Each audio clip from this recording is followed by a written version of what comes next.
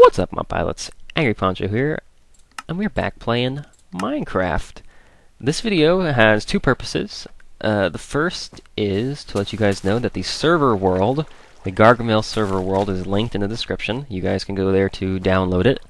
Kelthuzle was nice enough to put it on Mega Upload for us, and so if you have anything on there that you would like to explore again, or if you just want to play in that world in single player mode, you can go and download it and do what you will with it. It's free to distribute, etc., etc.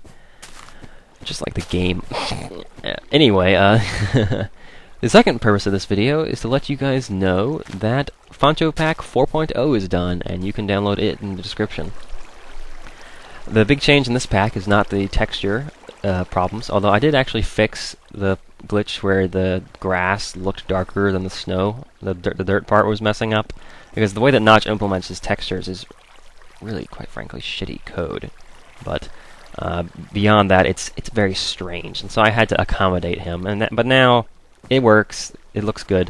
You can see my sprites and things are all around here. This place has become littered with pixel art, but that's beside the point. The big change in this is not the textures. I fixed a few glitches. That was basically just, repairs. The big change is that now the sprites for items are in HD. This is a full 4 times as many pixels as are in the usual in-game sprites. So you can see all sorts of items have more detail now. For one thing, the cake sprite actually looks like the cake will look in the Poncho Pack. You can see things like the transparency in the metal door. You can see right through the window. It looks exactly like it's going to look when you finally put it down. And then even in things like the diamond, the increased resolution makes it look more like a precious stone and less like a blue lump. You can see in the brick there, the silver ingot, or rather iron ingot. Now it's actually rectangular because Notch's one before was sort of a lump. So that looks very nice, and you can see the detail of things like the sign and the yellow dye.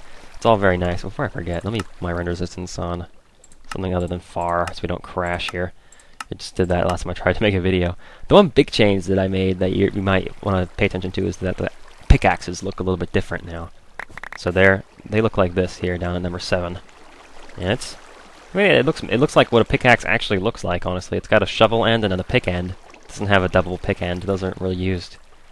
So you might also notice that the GUI down there is different. If you look down there here at the bottom, the item selection is a little bit different. Now I have your slots numbered 1 through 9, and so you know which when you push a key, you know which item you're going to get. You don't have to try to guesstimate. Well, is that sitting in slot 4 or 5? Well, there's a number right there, so you know exactly where it's going to end up. I also removed that extraneous crap that was sitting behind it, that frame. So now your items are just hanging out down there in their own way. And you can scroll through, and which item you have is the one inside the red circle. I think it actually works out really nicely. And I'm going to use... This is a single-player mod called Too Many Items. You can... I don't know where you can download it. You can Google it if you want it. Don't ask me for it, please. But I also changed the sprites for... You can see your health bar and your armor bar. That may have been in the last update, but it's included in this one, of course, as well. And that's basically it. Yeah, Too Many Items, you can give yourself basically anything that you want in-game. And it's really easy to use, actually. I didn't have any trouble installing it. And so we've got all kinds of neat things now, like cookies, taste of cookies, with more pixels. So basically everything is 4 times the resolution it was before. And so, some items before that just looked like funny lumps, and you couldn't really tell what was going on. Like the leather didn't really look like leather at all. Now you can see it actually has a texture to it, and it looks like an animal skin.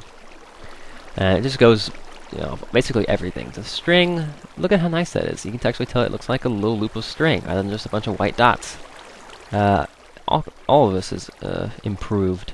But one of the big changes, and this is actually a change in the HD patcher that is required to use any HD texture pack, is that he's now fixed the glitch. Not Notch, the guy who makes the patcher, has fixed the glitch for clocks and compasses. And so now you'll be able to use the Poncho Pack with no drawbacks. No HD issues are associated with the Poncho Pack anymore. Clocks work just fine. Compasses point to your spawn point, which would be a bed or something if I ever actually used beds in single player. How often do you die? I mean, why do you need to know where your spawn point is? What do you mean you fight monsters? I just make pixel art.